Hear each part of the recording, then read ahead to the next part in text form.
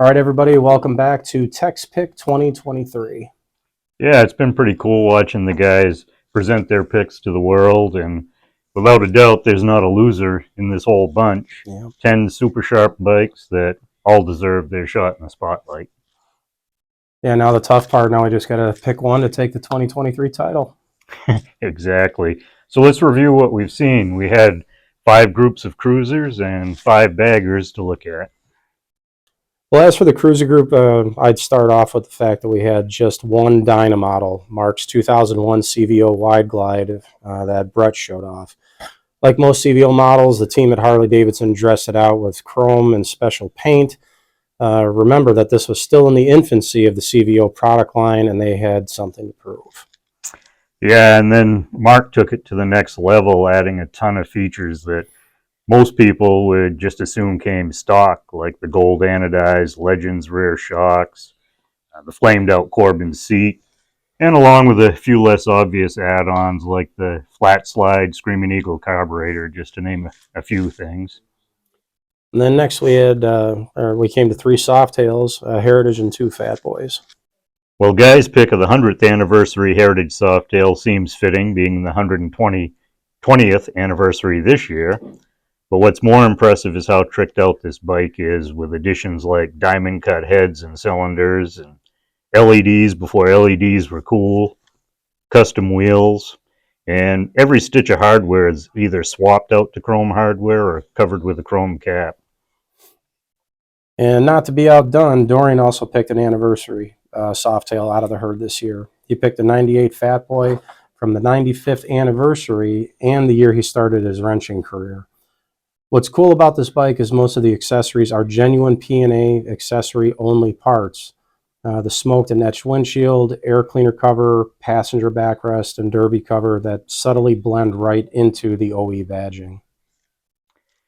And the other Fat Boy was Nick's pick, 2002 with stars and stripes from head to tail. But as Nick pointed out, there was much more to this bike than just a custom paint job. It has a full chrome front end, Stage 1 performance package with Vance and Hines short shots, and if that doesn't get your attention, that accessory horn sure will. And the final bike in the quote-unquote cruiser group is actually a touring bike. It's Monty's pick, 2014 CVO Road King. Again, keeping with the mantra of the CVO team, big paint, big wheels, and big engines, they sent this one down the line and into the world tricked out, super clean. The owner added some functional touches, but has invested most of his love on preserving this stunning example of Milwaukee iron. And that takes us to the touring bikes we watched roll out this year.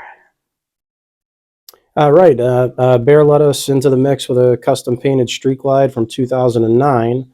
Ken has really made this bike his own, from the awesome paint with black and chrome contrast accents throughout the chassis and the Mustang saddle. Yeah, the final 4 motorcycles all come from the self-proclaimed Road Glide Nation.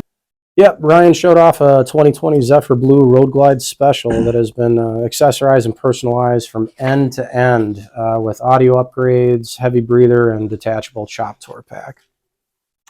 When you talk about full-on customization, Andy also found a winner with John's 2022 ST, dressed in gunship gray with black trim and bronze accents, and dolled up with a ton of accessories. I mean, we got Rockford Stage 2 audio, Screaming Eagle Öhlins rear suspension, and a super clean rear LED lighting system. And Drew chose a classic 2012 white gold CVO Road Glide. Mike rolled this one off the show floor brand new and has kept it immaculate for over a decade.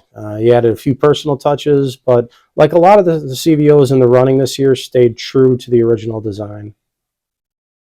Finally, last but certainly not least, Mike picked a 2019 CVO Road Glide with one of my favorite paint jobs, that Mako Shark Fade.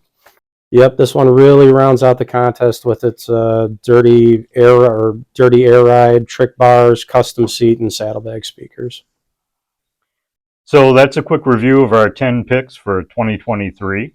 Hopefully you've enjoyed checking them out and maybe get a few ideas to trick out your own bike.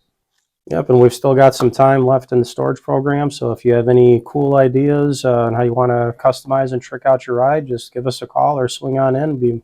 All of us are more than happy to take care of you. In the meantime, Phil and I need to take a look at all the scores, maybe a final look at the bikes, because next Thursday we're going to award the Tex Pick winner for 2023.